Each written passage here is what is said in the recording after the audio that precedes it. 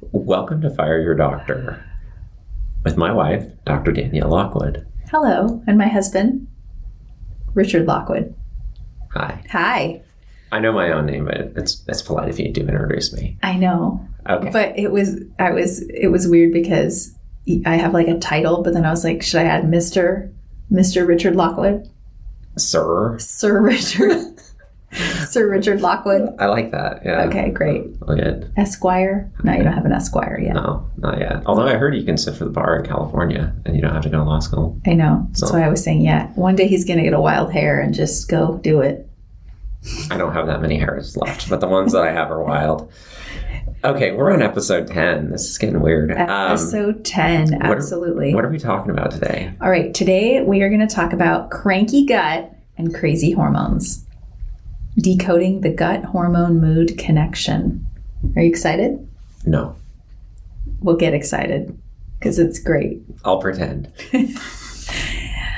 Okay, well, we're going to start hormones. Everybody thinks hormones are just hormones. You just take some blood samples, look at your hormones. If you don't have enough, give them some. If you don't have enough, if you do have too much, take away. I don't know. I don't know what people think of hormones actually, but I think they think it's a lot more simple than it is. Yeah, I think that usually what people would think about is, say, like serotonin and depression, testosterone and building muscle, estrogen, maybe to a lesser extent, progesterone and proper menstrual cycling and things like that. So, and that's probably the extent. Insulin and diabetes. Absolutely. Well, I think we talked about this last time just because we talked about steroids a little bit. So we mentioned hormones sort of on the periphery, but today we're going to deep dive into it a little bit. And we're actually going to talk about how you could pretty much have normal blood tests as far as your hormones go, but have tons of hormonal symptoms. For example, breast tenderness, moodiness, cycles that aren't evened out. And for men, you could have low testosterone, you could have erectile dysfunction, you could have low sex drive, and you're looking at their hormones and, they're not that bad. So the next place to look would be actually the gut. So we're going to talk about that. Okay. Great. Okay. So Are we officially in microbiome now? We are in microbiome. Yes, okay. We are in the microbiome chapters. Microbiome chapters are kind of large beasts of chapters, I should say. There's a lot to cover. There's a lot to cover, so we've broken them up into several episodes to really deep dive into it. Are you going to read me something? I'm going to read you something. Oh, so this cool. is from our book. It's called Fire Your Doctor. Yes, for those listening. Okay, so we've got, let's see. We're going to talk about this thing called glucuronic acid. Ooh, it sounds cool, huh? It does. Yes. Glucuronic acid aids in detoxifying hormones, neurotransmitters, drugs, mold toxins, and cancer-causing agents from the body. The binding property of glucuronic acid is essential in eliminating toxins. Old hormones can build up in the body to the point that if more hormones are released, the message won't be noticed because so much of the hormone has already built up. Do you remember the old television show I Love Lucy? There's a classic episode where Lucy and her best friend Ethel are sent to work at the local chocolate factory. They find themselves overwhelmed as the chocolate comes down the conveyor belt at a speed they can no longer keep up with. Suddenly, they cannot quickly package the chocolates and the delicate chocolate truffles pile up. The two characters in the TV show try hiding the unpackaged chocolates so their boss won't be mad at them. Desperate to avoid getting in trouble, the two begin stuffing the sweets into their hats, shirts, and mouths. They are busting at the seams full of chocolate as they try to compensate for their inability to package chocolates fast enough. If you have yet to see this episode, it's worth looking up online and having a good laugh.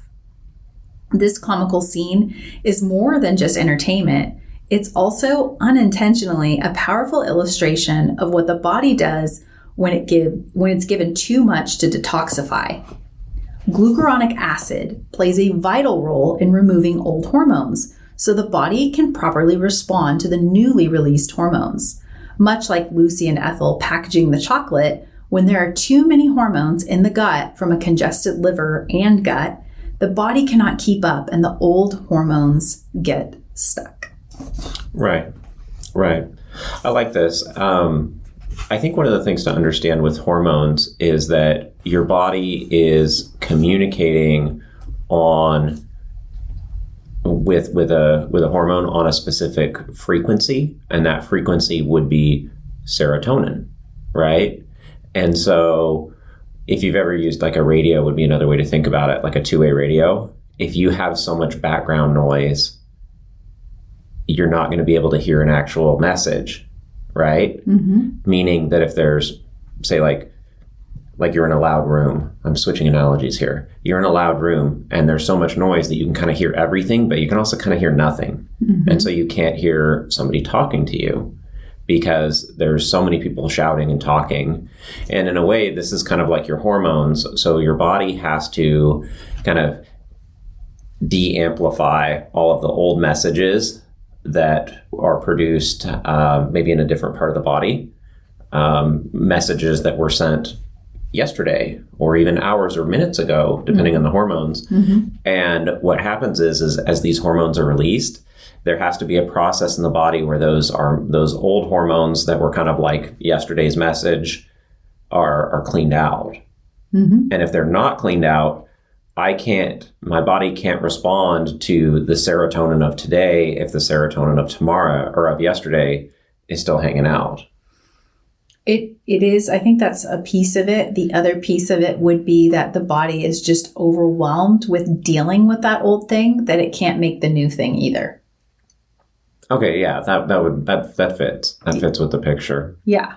Okay. So when we have enough glucuronic acid, we're able to easily release this acid into the digestive system, specifically the first part of the small intestine, and it helps the liver. It sort of receives that chocolate package, if we're using that analogy, down the conveyor belt from the liver, and it goes into the small intestine, and then it packages it up, and then it helps it come out through your poop. It's like, okay, we're done with that. Chocolate in a poop. No. I know. That's but weird. it's a good analogy. Okay, but what we're really saying is that a hormone that has already been released and has outlived its usefulness will be scrubbed out of the body and then excreted when you poop. Yep. That's in a healthy system. And glucuronic acid is integral in that process. Absolutely. Okay. And then you mentioned glucuronic acid is also doing a lot of other detoxifying. Yes, it can get rid of other hormones, like mold toxins is a huge one. Other hormones like mold? Other toxins, period, such as molds. Okay. And really some of these old we're going to go more into the toxin chapter, but these plastic cups and exposures to plastic straws and lined, It's like BPA. Yeah, BPA plastics. Sure. And even certain pesticides to a certain extent that mimic hormones are pretty much eliminated through the body in the same mechanism. Okay. So if you, let's say, are being bombarded with those things, those are also taking up your body's ability to get rid of your hormones because it's too busy dealing with the fake hormones, which we call xenoestrogens. With an X. It's one of those words that you want it to be a Z, but it's an X. I think it sounds cool. So we have that, this is a theory, right, of why you can have, and I've actually experienced this myself. I'll use myself as a case study. I was having a lot of hormonal issues that seemed like estrogen dominance. And it turned out that when I tested my gut health, I did a gut panel, I was really high in something called beta glucuronidase. So what you're saying is that there's a divergence between the picture that you might see in a blood test measuring your estrogen in your blood and how much is actually coming into your system through improper digestion. The improper digestion has to do with glucuronic acid being involved in processing and eliminating spent hormones, let's just say, or old hormones in the body. And then now you're just bringing up beta glucuronidase, which, if I remember my biology, would most likely be kind of a opposite effect of the glucuronic acid that we've been talking about. Yes. And this whole phenomena is called, it's a great word called estrobolome. Bolome.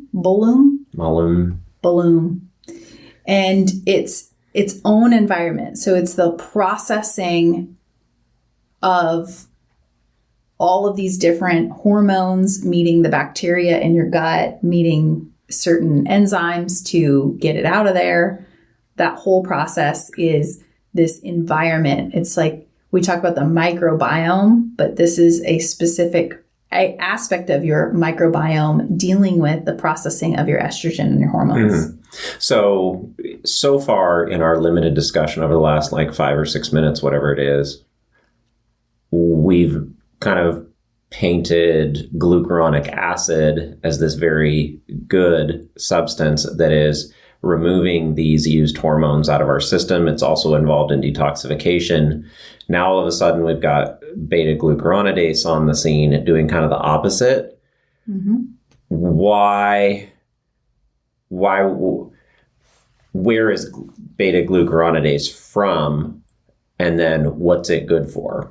So beta glucuronidase is a breakdown product from specific intestinal bacteria. And it exists in order for you to help you digest carbohydrates. Okay. Now, when it's in balance, it will break down the bonds in carbohydrates, polysaccharides, and it will help you to digest these molecules and get them out of the system. Right. If it's too low, not only will you have an issue processing your carbohydrates, but you will also have higher toxins build up in the body. So the lower the beta glucuronidase, or the low level of beta glucuronidase, means you're already overloaded with toxins, meaning it's most likely already been used up. It's already tried to process carbs. We're having an issue. So you don't want it too low. And then there's a problem if it's too high. It will break so many bonds on the glucuronic acid that it will make it very difficult for your body to detox hormones out of the body. Let me wrap my mind around this. Okay. Beta glucuronidase is involved in the digestion of carbohydrates that you eat. Yes. Beta glucuronidase also, incidentally, counteracts the effects of glucuronic acid. Glucuronic acid is involved with removing used, or let's just say old hormones out of the body that have outlived their usefulness. Mm-hmm. You're also saying that we can't quite call beta glucuronidase bad because it is involved in digesting carbs. We can't necessarily say that it's always good because at high levels, beta glucuronidase would be breaking those glucuronic acid bonds and releasing your kind of last week's estrogen, or yesterday's estrogen, whatever the time scale is, releasing that old estrogen back into the body when it's not useful and in a way that you do not want. Exactly. And then that creates a burden on your liver and your gallbladder to re-detoxify this thing that it's already had to detoxify. So you're almost like, let's just use estrogen as an example because you've been talking about it. If I had really high levels of beta glucuronidase, in theory, I'd be processing that same estrogen over and over and over again, like Sisyphus pushing a rock up a hill. Exactly. Right. And therefore, it makes your liver congested and not able to deal with other toxins that it might be All right, being exposed to. This is a leading question, but I think it'll move us forward. Yeah. Why would so 2 parts. Number one, what would cause me to have low, what lifestyle choices would lead me to have low beta glucuronidase, and then what lifestyle choices would lead me to have high beta glucuronidase, either of which would be a not ideal hormone picture. There are many things, but the thing that's first coming to my mind is excessive consumption of carbohydrates. And that would be the high beta glucuronidase. Yes, but it would eventually, I believe, turn into low beta glucuronidase because it would overwhelm your flora. It would overwhelm the bacteria that are in your gut and make it more difficult to produce the thing that's trying to eliminate it. Can you say that a different way? Okay, so there's two. I think it does this pendulum swing. The first thing that happens is you're getting into all of these. It's me. I don't know. I thought it was my coffee. It was like I took a sip of coffee, or what you guys think is coffee. What's really in there? No. And then it's just like zooming in on the cup, which has cats on it, and cats are incredible. I like them. Okay. So All right. Beta glucuronidase is a byproduct of certain intestinal bacteria that you don't want overgrown. Okay. Now, is it a byproduct or is it a product that those bacteria are using to actually digest the carbs? It's a byproduct, but just like most byproducts, if there's healthy gut bacteria available, then it has a use in the digestive system, aka the microbiome. Okay. Okay. Right. Now, beta glucuronidase is a substance that aids in the digestion of carbohydrates, an important energy source for the body, but this compound can also break the bonds between glucuronic acid and the hormone if it's attached. So we want a small amount of it. We don't want a lot of it. We want somewhere in the middle. Okay. So it does serve a purpose. However, to answer your question as clear as I can, if we eat excess carbs, then your body's going to try to make more. You're going to grow bacteria that makes more of that byproduct. Okay. But I feel as if there's a certain point where you might have so much of that your body is just overwhelmed by the amount of beta glucuronidase that you'd actually see a downregulation at 2 because there'd be such a buildup of other toxins. Would that be due to a die-off? I don't know. This is a theory, and I'm not a microbiologist, so I would just say I have seen very low beta glucuronidase on testing, and it definitely corresponded to other toxic buildup in the body. Okay.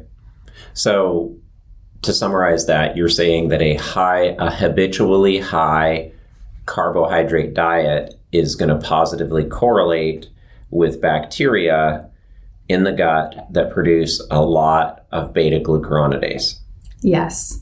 So this is something interesting that I think that we can sometimes lose when we oversimplify our diet and like the foods that we eat. For example, I could say to myself, well, I am not overweight, and so these are my caloric needs, and so I am going to eat, suppose I'm burning 2,500 calories a day, I'm going to eat 1,000 calories of normal food and 1,500 calories a day of ice cream. Mm-hmm. And you are like, beloved husband, 1,500 calories of ice cream is not going to be healthy for you. And I'm like, although you'd love it. I like ice cream. So it's like I'm picking on my own like sacred cow over here. Okay, back to the analogy here. Or not even an analogy, whatever. So the problem with pursuing that kind of a diet, or one of those problems might be that even if I have my calories and stuff imbalanced where I'm not gaining weight from eating that much ice cream per day, I would be feeding that high carbohydrate diet. I would be feeding the gut microbes that would be producing large amounts of beta glucuronidase, which would then counteract the glucuronic acid that is involved in detoxifying hormones and other detoxing in the body. And that I would see toxins increase, and I would see old hormones that should have been eliminated from the body still hanging around, resulting in perhaps, even for me as a man, that could result in like elevated estrogen or something like that I really don't want. Yes. So that is what we call an imbalanced estrobolome. Okay. What does that lead to? Breast, uterine, and ovarian cancers in women, erectile dysfunction and breast development in men, right? Endometriosis, pain in women, thyroid issues, weight gain, and insulin resistance, which is a precursor to diabetes. Right. So even if my, kind of calorie counting and everything was just fine, I can't cheat God and eat exactly my caloric, intake of ice cream every day and kind of be fine. Because even though there's, I read the ingredients on the ice cream, I'm like, this is fair trade organic from the, I don't know why I'm using Himalayan mountains, and it uses goji berries from South America. I'm good. And agave nectar, I'm good.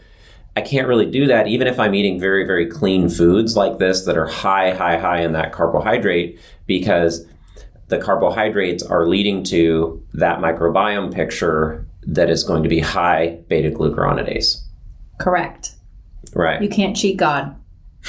You can't just have ice cream and jelly sugar beans and jelly beans and expect to be healthy long term. Yeah. I'm sorry. Even if, I balance the budget. Well, and that's where that terminology skinny fat comes from. It's like you're skinny, but you're also not healthy at all. Right. I don't want to be walking around as a man with elevated estrogen and those kind of things going on. That's not going to be good for me.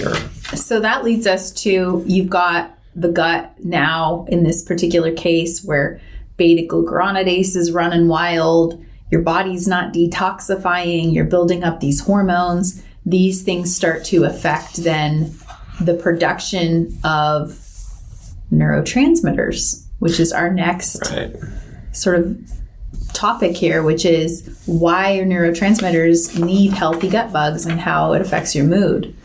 And so we're going into there. I'm angry because I was gaining weight from my ice cream diet. Exactly. That affects my mood. Exactly. Well, number one, before we go there, let's talk about a few things to actually lower beta-glucuronidase if it's lowered. Okay. Right. So how are we testing for beta-glucuronidase? Yes, it's usually a stool test is how you find it. Yeah. So, for example, if a person is coming into our clinic and they are complaining about, periods, mood swings, breast tenderness, bloating, those types of things, we do on our standard tests, we screen hormones on most adults. So pretty much anybody over 16 years old, we're automatically screening unless we suspect it needs to be done. And that'd be mainly like a blood test at first. Blood tests. Yep. Just a blood test screening, estrogen, progesterone, pregnenolone, testosterone, everything, right? This would be an example of where your standard of care as a physician actually goes further, because you could screen for all these things and the blood picture could, for the time being, be normal or mostly normal as far as estrogen's here, testosterone's there, estradiol, all the different things. Mm-hmm. And they could look fairly normal as far as their, hormone picture, but their symptom picture does not match. Yes, exactly. So as you investigate their symptoms, you should see evidence for why they're feeling that way. If you don't, you need to investigate further. Well, obviously they're making it up. It's psychosomatic. That is what many other doctors do, but at our office, we do not do that. I actually just say that does not add up. What's going on? At that point, I might order something such as it's a stool sample. Mm-hmm. And I send it off to the lab and they will test for beta-glucuronidase for me. So it's almost like your body is exerting all this energy to scrub all those hormones that don't belong anymore. It's scrubbing them out of the blood. And for now, you're compensating and et cetera. But somehow this beta-glucuronidase being elevated in the stool samples is resulting in a lot of those old hormones kind of coming in the back door in a way that traditional testing may not understand. 100%. I think we finally got to it, a succinct analogy on it. Exactly. So and the good news is I said that right off the bat because I knew that we were going to go into this very technical stuff. Yeah. But the full circle is there's other reasons why your hormones might be off. It's not just your hormones themselves, but it's how those hormones are processed. Right. Meaning that on a test, you're showing normal levels of hormones, but your lived experience is one that is very imbalanced hormones. Mm-hmm. Right. And for both of these, I would say for high beta-glucuronidase and for low beta-glucuronidase, you want to make sure that you are replenishing healthy gut bacteria you can use specific probiotics, you can use probiotic type food, different yogurts. We've talked about how yogurt isn't the 100% solution. There's also what I use is called spore biotics, which act like these seeds to kind of help the land. But you also have to make sure to eliminate any toxins that might be in the gut. This is where parasites and all that come in, because a lot of times the gut really just needs to be cleaned out. So, but we also don't want to feed the bacteria that would increase the amount of beta-glucuronidase. Like, for example, a high-carb diet, that's not going to do it. Right. A high-sugar diet, that's not going to do it. I mean, to be clear, though, I think that you can make an argument for consuming comparatively a lot of carbohydrates for highly athletic people that are very active, particularly like endurance athletes or things like that. Maybe runners would come to mind, cyclists and things like, if you're hitting like elevation and things like that, and you're highly active, you're going to need some carbohydrates. Yes, it's in a balance. But in this particular case, usually ice cream on the couch is not really the same as sugar and excessive carbohydrates. Fueling a half marathon. Not going to do it. It's two different things. So some natural substances that will increase glucuronic acid, therefore decreasing beta-glucuronidase. Are we actually decreasing it, or just changing the balance? Changing the balance, okay. Which in functionally it's. However, there is one thing I'm going to mention that will actually decrease beta-glucuronidase, and that's something called calcium D-glucarate. Cool. So many of the different glucarate. Oh, glucarate. Okay. Apple pectin is also very good. Cumin, fenugreek seed, milk thistle, restoring calcium, magnesium, and iron levels. Cruciferous vegetables like cauliflower and cabbage and broccoli, oranges, especially orange peels. So when we think about these things, we will see a lot of different combined supplement companies using some of these things, and really they're trying to target cleaning out the liver and cleaning out that upper part of the digestive system with some of these herbs. I think I'm starting to understand like something that you were referencing earlier. And so if we look at the liver as kind of it has a fixed capacity, right? It has let's just say it can detox 60 units per minute or whatever, or 60 units per hour. Think of it like a speed limit that it can't exceed. If you're using most or all of that kind of speed limit on the liver to process and reprocess these hormones that are kind of getting sent back into the system from glucuronic acid, and then beta-glucuronidase in the gut undoes all that work and sends it back, and then it's processing it again, kind of like Sisyphus pushing the rock up a hill every day or whatever, from the Greek myth, I think. Then you would have less detoxification resources available to detox all the other kind of bad guys that might be building up in your system. Yes. Is that a fair statement? Yes. I mean, and that's just one piece of it. That this is just one aspect of it. Obviously, we see people who have chronic infections in the body. They have mold. They have parasites. They have all these other things that are complicating the situation. Most of us drive around and breathe in car exhaust all the time. You can't. You're not going to be able to live. The joke I have with my patients is you won't be able to live in a bubble, and even the bubble's made of plastic, so there's toxins. At least it's not microplastics. It'd be a macroplastic. Right. A large bubble, hopefully. Right.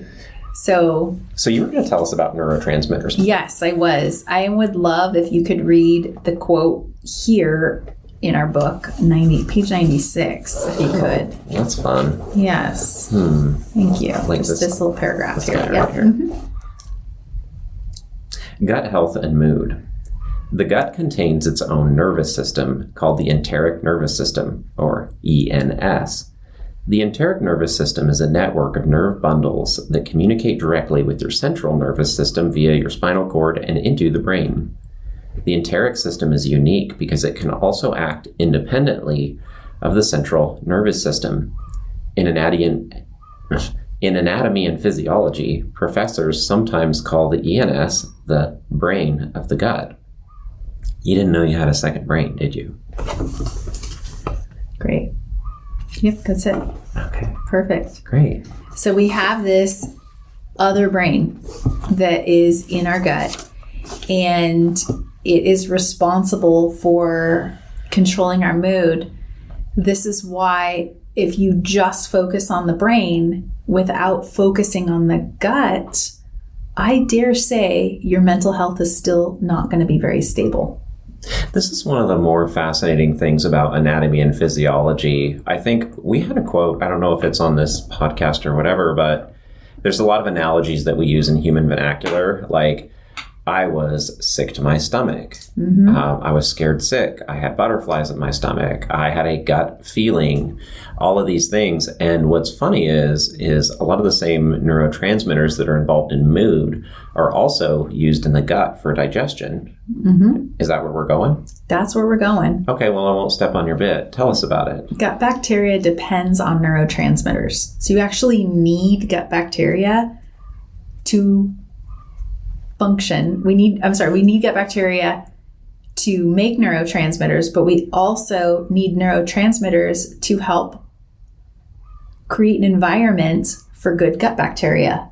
Yes. They're interdependent. Yes. I think that's also why a lot of these foods would also be called, say, like comfort foods. But like most things, like, you know, there's always a payoff, or there's always a catch. So go on. Do we have a third quote?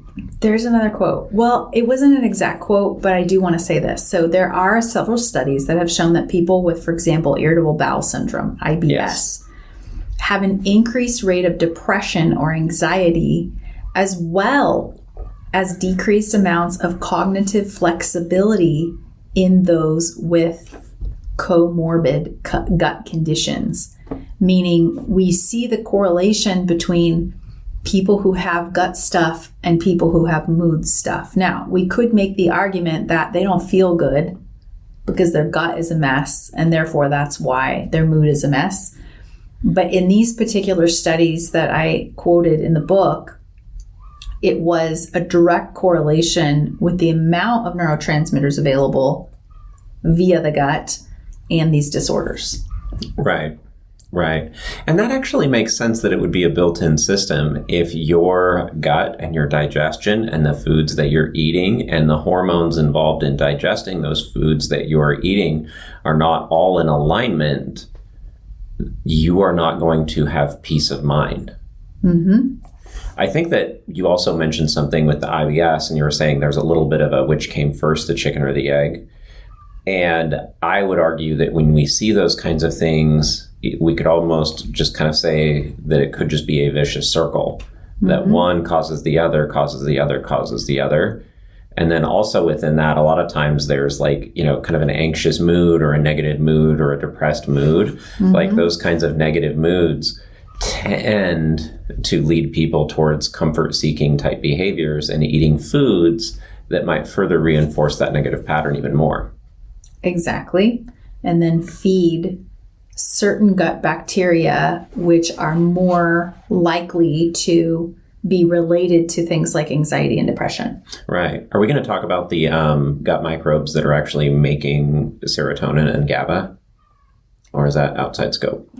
I don't know the very specific ones. I do know, for example, though, I wrote down the species of gut bacteria people with depression and anxiety should have plenty of. So if you have depression and anxiety, it's better to have more of these than less of these.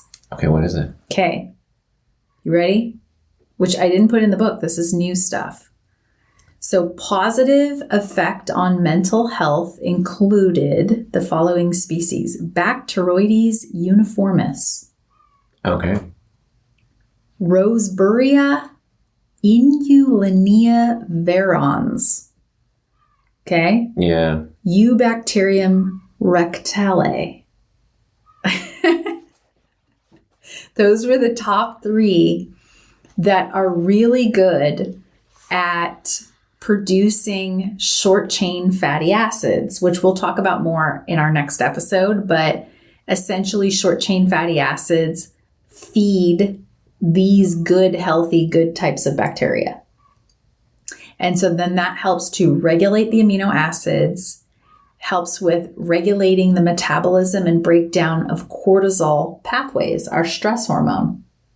So wait, these bacteria need short chain fatty acids, or they make short chain fatty acids? They make it. We can eat short chain fatty acids, but it's also created by healthy bacteria to refeed itself. Okay. Yeah. Cool, huh? How do you get those? Well, we're going to talk about that more in the next episode, but you need to have something called butyric acid. It's a preview for the next episode. Butyric acid. So what things contain butyric acid? Do you know? Pop quiz, Junior. Is that a reference to the Keanu Reeves movie? No, I thought that was Pop Fast quiz? and the Furious. No, that's from Speed. Okay, Speed. Keanu Reeves there was some sort of racing involved. Keanu Reeves and the girl, Blindside. Yeah, Sandra Bullock. Sandra Bullock. Yes. Yeah, there you go. Exactly. There you go. Okay. Pop quiz, Junior. Well, it's Pop Quiz Hot Shot. But Okay, anyway. well, you know what I'm talking about. Okay. This is deep references. Butyric acid. That movie Hey, has maybe in the nothing to do. comments. That if movie has anybody- nothing to do with butyric acid. We'll pray for you. if anybody in the comments wants to mention what they know that contains butyric acid, I will give you a shout out. Okay, so thank you. Next episode though.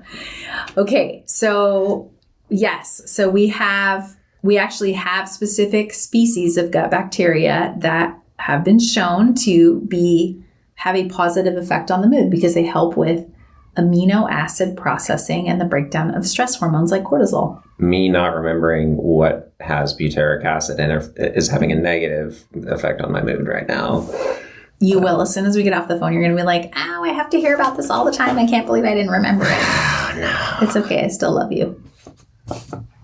Some days are harder than others. Okay. So we talked about that. We have talked about the two-way street between the gut and the mood. I have a quote. Should we put a tighter wrap on that? That basically that kind of like the gut and the mood are kind of like Yes. more, or is that the quote? I'm going to talk about it right now. So Great. we talked about the estrobolome, right? Now we're going to talk about the holobiome. Okay, holobiome. What is the holobiome? Do you know? I mean, I don't I do, but it's... You wrote the book? We wrote the book. I just when you're talking about that, I'm thinking of the Holocene, which is an epoch of natural history Totally. in which we find ourselves in. The holobiome. Interglacial period. But Okay, holobiome researchers, okay? They are people who are trying to develop what are that's called... the company. Yes. They're trying to develop what is it called? Biotics. Psychobiotics. Psychobiotics. I thought they already did. They did. Got it. Yep. Yeah. So they're it's more mainstream now than when we first found this, but when we first found this was awesome. It's still awesome. Holobiome researchers found that certain gut bacteria could not be grown without certain neurotransmitters, particularly GABA. Okay, gamma aminobutyric acid. That's your hint. That's why butyric acid is so important. What is GABA? GABA is an inhibitory neurotransmitter known for its emotionally calming effects in the body. This means that our mental and hormonal health influences what bacteria grow inside of us. Well, that's neat. Yes. Now it gets even weirder. The researchers also uncovered that certain bacteria in healthy guts produce GABA. So now this is that we're feeding in. We need it to grow, but we're also, certain bacteria will produce it. So the right gut cultures would actually produce GABA, which produces a calming effect on my nervous system. Correct. So once patented, Holobiome then teamed up with other researchers studying brain scans in depressed individuals The researchers found brain scans showing hyperactivity in the prefrontal cortex, a pattern that has been associated with severe depression. They tested these individuals and found low levels of Bacteroides, bacterial species, in the gut. That's back to your list of 3. Yep. So back to why Bacteroides was a good one to have. So that is what we're saying. Certain gut bacteria release estrogen and toxins and also help modulate depression and anxiety. Wasn't there also one that was involved in producing serotonin? I think somewhere in the text we had one. Yes, but they got to get the book. We can't give them everything. There's lots of stuff in here. Behold there's also the largesse of... There's also really great case studies of cases where when we cleaned people's guts up, they had mood lifts. They had bouncing out of depression, off depression medications, off anxiety medications. They felt better. So we have case studies in here of real life people that we have seen and helped to do that. So these positive bacteria that help resolve depression or help lift mood and stabilize mood, what type of foods are going to feed those types of bacteria? Like, are we talking like French fries? I mean, like... Well, butyric acid containing components are very good for that. Prebiotics, so things like Jerusalem artichokes are very good. Potato starches are very good. So French fries are back. They might be back on. I don't know if we need them fried, but there's actually a whole study done on reheated potatoes and how they actually have a lower glycemic index. So they lower, causing blood sugar spikes. And they have such good prebiotics in them that they have helped people's gut I've heard that about rice. be restored. This might also just be like people that just don't want to cook, and so they're skewing the research. Yes. Hopefully they don't want to cook because they're working out so much. I love it. I love my family enough to serve leftovers. Yes, exactly. One little fun fact that I will talk about is there's some research, and this is not in the book, but it talks about the species Bacteroides fragilis. Fragilius? I don't know. So not all Bacteroides are created equal. Let's just say that. Okay, so Bacteroides uniformis, very good for positive mental health, but Bacteroides what did we say? Fragialis? I don't know if that's, has been connected and found higher in those folks with colorectal cancer. Okay. So they're, it's just cool. I mean, they've really done such good. I don't think colorectal cancer is cool. No, I don't think it is at all. But let's say you ran a gut panel on somebody and you saw that they had really high levels of Bacteroides fragialis, you might clean their gut out pretty quick, right? And rebuild it with some healthy stuff to help prevent colorectal cancer.